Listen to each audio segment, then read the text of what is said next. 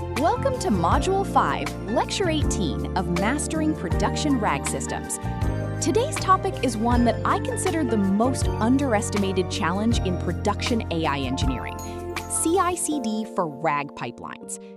If you've shipped a RAG system, or you're planning to, you've probably discovered that it behaves nothing like traditional software when it comes to testing and deployment. You push a change, all your tests go green, you deploy, and then a week later, a user reports that the answers got worse. No exception was thrown, no alert fired. The system just quietly degraded. That's what we're going to fix today. By the end of this lecture, you'll have a complete mental model for a 5-layer RAG CI/CD pipeline. You'll understand the production patterns that actually work at scale, and you'll walk away with production-quality Python code for an automated retrieval quality gate. Let's get into it. Let's start with the core problem. Traditional CI/CD was designed for deterministic software. You write a function, you write a test that asserts a specific output, you run the test, it either passes or fails. Clean, predictable, reliable. RAF systems break every one of those assumptions. The first problem is silent quality degradation. A passing test suite does not catch a 30% drop in retrieval precision. Why? Because your unit tests are checking code logic. Did the chunking function run? Did the API call return? Did the embedding model respond? Not whether the retrieved context was actually relevant to the user's question. The second problem is non-determinism. The same query against the same data can produce different answers across 2 deploys. Maybe the embedding model had a quiet update on the provider side. Maybe temperature settings drifted. Maybe a new document was added to the corpus that's confusing the retriever. Your test suite will never surface this. The third problem is what I call the 3-version trap. In traditional software, you have one artifact, your code. In RAF, you have 3 artifacts evolving simultaneously: your application code, your embedding model version, and the actual content in your vector index. All 3 have separate version lifecycles, and any combination can produce a regression. And the fourth problem is cost.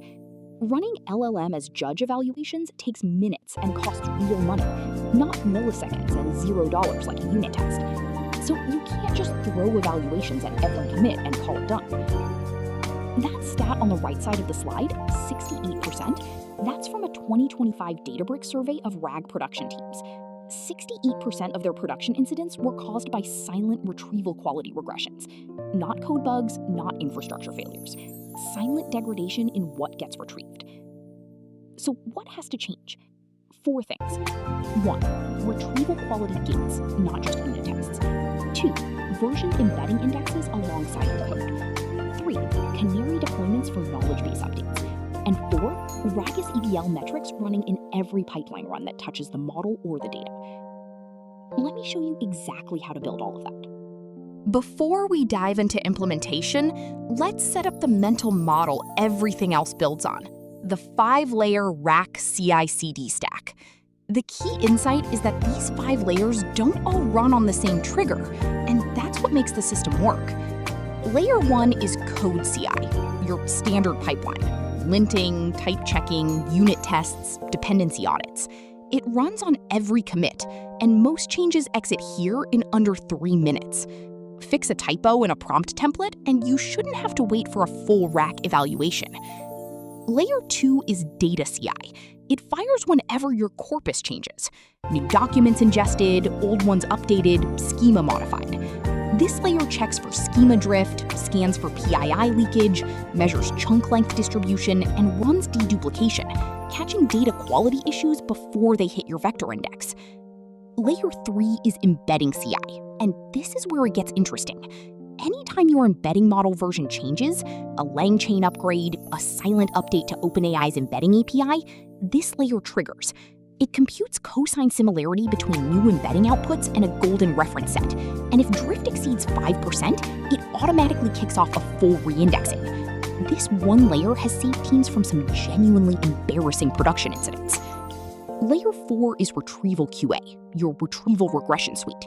It measures precision at 5, recall at 10, and NDCG against a curated set of query document relevance pairs. Think of it as unit testing, but for semantic search quality instead of code behavior. Layer 5 is end-to-end evaluation, powered by RAGAS. Faithfulness, answer relevancy, and context precision measured across 200 representative queries using an LLM as judge. It's your most thorough gate, but also the slowest and most expensive, so it only runs on release candidates, not every commit. That's the whole picture. A typical code-only change clears the pipeline in under 5 minutes, while a full corpus update takes around 24. The core takeaway is this. By running each layer on its own trigger cadence, you get fast feedback for developers on the 90% of changes that are routine, without sacrificing rigorous quality assurance on the changes that actually touch your retrieval system. That's a pipeline you can actually ship on. Now let's look at the full architecture. This diagram has 2 distinct flows, and I want you to understand both of them. The top row is your standard code path. It starts with a git push or a pull request merge. That triggers code CI, your L1 tests. If those pass, data validation runs automatically. Then embedding drift check, then the retrieval QA gate, and finally the end-to-end RAGAS evaluation on release candidates. Notice the red dashed line dropping down from the retrieval QA gate. If that gate fails, the pipeline stops immediately. The merge is blocked and a Slack alert fires. No silent failures. The developer gets immediate specific feedback. Here's which metric failed, here's by how much, here's the query that had the lowest score. The bottom row is your corpus change path. This triggers whenever files under your /corpus directory change in the monorepo or when your embedding model version bumps. It runs the chunk and embed job, builds the vector index, whether that's Face or Pinecone or whatever you're using, tags that index as a versioned artifact in your registry, and then does a shadow deployment. That shadow deployment step is critical. I want you to really understand it. Your new index goes live, but it serves 0% of production traffic. It just quietly runs in the background, logging retrieval scores for every real user query you make. You compare those shadow scores against your live index scores. Only when the shadow index is performing as well or better do you promote it. This gives you a risk-free way to validate a new index before any user ever sees it. The green bar across the bottom represents what happens when all gates pass. Automatic deployment to staging, then a human approval gate, then production. That human approval gate is intentional. For a customer-facing RAG system, you want a human to sign off before the final promotion to production. Below that, the observability layer runs throughout the entire pipeline. LangSmith for distributed tracing, Aries Phoenix for evaluation drift monitoring, Prometheus for latency and throughput metrics, and PagerDuty for alerting. The observability layer isn't optional. It's what lets you catch the things your CI gates miss in production before users do. Let's walk through the production code for the L5 retrieval quality gate, Python 3.12, and this pattern is running in real systems today. The imports center on RAGAS from exploding gradients, which gives us 3 core metrics. Faithfulness checks whether the answer is actually grounded in the retrieved context. Is the model sticking to what it retrieved or making things up? Answer relevancy checks whether the answer addresses the actual question. A model can be perfectly faithful and still useless if the retrieved context was off topic. Context precision checks whether the right context was retrieved in the first place. That's your core retrieval metric. Together, these 3 cover RAG's 3 fundamental failure modes: hallucination, poor retrieval, and off-topic answers. Next comes our quality thresholds data class: 0.85 for faithfulness, 0.8 for answer relevancy, and 0.75 for context precision. These are industry-tested starting points, roughly the 50th percentile of acceptable production quality. Your domain may need them tighter or looser, but the key is defining them explicitly and committing them to version control, not leaving quality expectations implicit. The main gate function is async, and intentionally so. RAGAS evaluation is I/O bound, hitting an LLM judge for every query, and async batching keeps our L5 gate under 8 minutes for a 200 query suite. One critical detail, we pass in an eval LLM, not the production model. Always evaluate with a high-quality judge, GPT-4o or GPT-4o mini, even if you're serving something smaller like Llama 3 in production. The judge needs to be sharp enough to reliably assess quality. If any metric falls below threshold, the gate raises an error with a per-metric breakdown, which propagates as a non-zero exit code, blocking the merge and pinging Slack. This whole run costs about $250 on a 200-query eval using GPT-4o mini as judge. Against the cost of a production retrieval incident, that's not an expense, it's insurance. And that's the core idea running through this whole CI/CD stack. Each layer fires on its own trigger. code changes, data updates, embedding drift, or release candidates, so you get fast feedback for everyday commits while still enforcing rigorous quality assurance where it actually matters. Now let's talk about the 4 strategies for updating your vector index. This is where teams make their most expensive mistakes. Full reindex rebuilds everything from scratch. Consistent and easy to reason about, but it risks downtime, potentially 20 to 60 minutes for a large corpus. Use it for schema changes or full embedding model upgrades. Incremental append is fast and zero downtime, just adding new documents to the existing index. But it's prone to drift, as old and new embeddings coexist inconsistently. Fine for routine daily ingestion where strict consistency doesn't matter. Blue-green indexing is the gold standard if you have budget. You run 2 full indexes, validate the new one, then flip atomically with instant rollback if something breaks, at roughly double your storage cost. And Shadow plus Promote, my preferred approach for embedding upgrades, deploys the new index silently, compares its live retrieval scores against production for a day or 2, and only promotes it once it matches or beats the old one, so users are never exposed to anything unvalidated. On real production benchmarks from a 500,000 document knowledge base, a code-only change clears the pipeline in about 5 minutes, while a full corpus update takes around 24, achievable with self-hosted GPU runners and async batching. The critical safeguards: version lock your embedding model, pin dimensionality and distance metrics in CI, track mean context length as a pipeline metric, and refresh part of your eval dataset every quarter, since eval rot will silently degrade your gates over time. The takeaway across all of this: each pipeline layer runs on its own trigger cadence, giving developers fast feedback on everyday changes while keeping rigorous quality assurance in place where your RAG system actually matters. Let me make all of this concrete with a real production case study. This is a composite from 2 enterprise fintech deployments, a developer docs RAG system serving roughly 2 million daily API users. The challenge was genuinely difficult. 8,000 API documentation pages updated 15 times per day.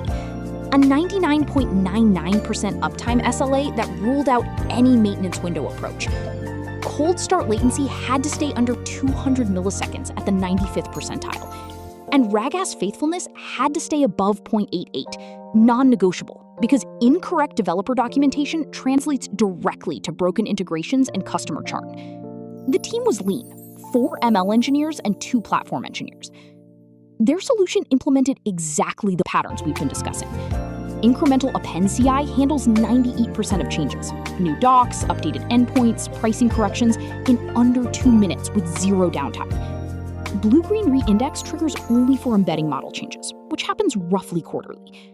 GitHub Actions with a self-hosted GPU runner handles the embedding jobs. The RAG-ass gate runs against 300 curated Q&A pairs, and Ari's Phoenix provides real-time drift alerting in production. The results speak for themselves. Deploy frequency went from once per week to 3 to 5 times per day.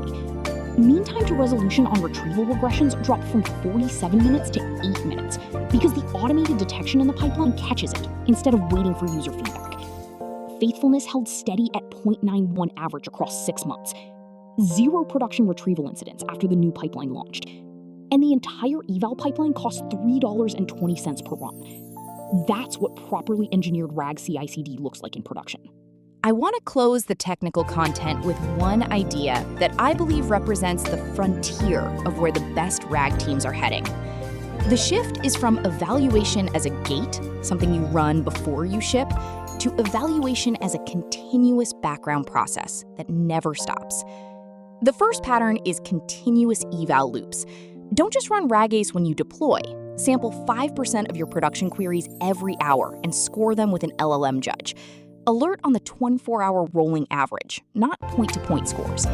This is critically important because it catches changes that happen outside your pipeline. Your LLM provider quietly updates a model, your embedding API changes behavior, a new category of user query emerges that your training distribution doesn't cover. None of these will ever show up in your CI gates. Continuous eval catches them. The second pattern is eval dataset versioning. Most teams treat their eval dataset as a static file they created once and never touch. That's wrong. Your eval dataset is a first-class software artifact. Version it in DBC or LakeFS alongside your code. Retire queries that score above 0.98 for 3 or more consecutive releases. They've become trivial and are just noise in your metrics. Replace them with queries surfaced from production failure modes, support tickets, and user session data. If you don't actively maintain your eval set, it will drift out of alignment with real-world usage over time. We call this eval rot, and it's a P1 issue. The third pattern is embedding fingerprinting. This is an advanced technique, but it's become essential given how often embedding providers make silent model updates. The idea is simple.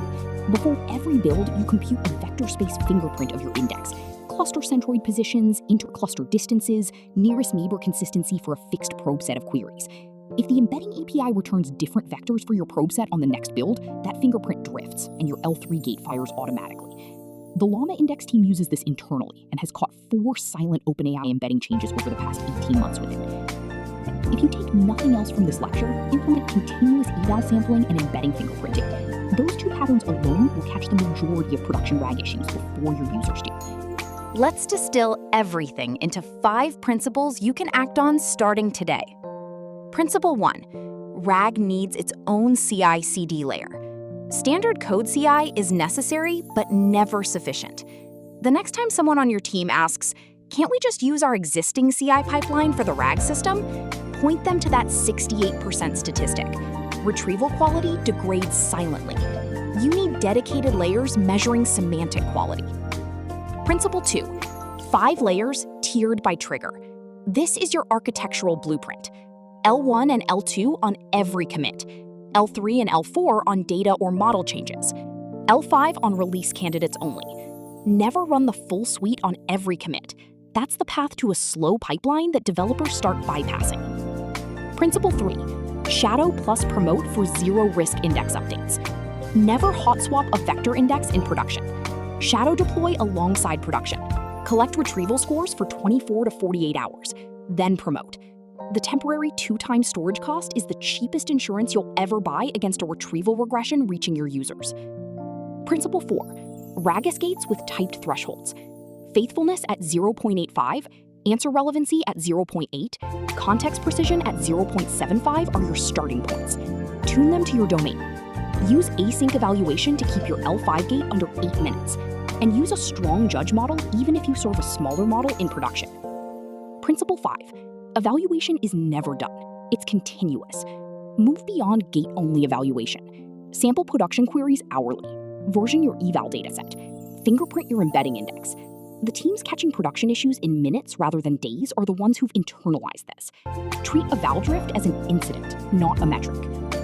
All 5 of our learning objectives for this lecture are now checked off. You understand why RAG needs specialized CI/CD. You can architect the 5-layer pipeline. You know the production index update patterns. You have the code for RAG gates based on RAGs, and you understand continuous evaluation beyond the standard CI gates. That's a wrap on Module 5. You've completed Module 5 of 9 in Mastering Production RAG Systems. That's the halfway point. And the back half of this course is where we take everything you've built so far and harden it for real production traffic. Your next steps. Head over to systemssrd.com and pull the Module 5 folder from the course repository. Inside, you'll find the complete GitHub Actions workflow template, the full RAG gate with implementation with error handling, and a starter eval dataset of 250 queries you can adapt for your own domain.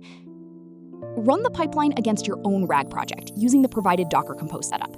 And when you get your first RAG score, post it in the #Module 5 channel in the course Discord. The community will help you interpret it and figure out which gate to tighten first. I'll see you there.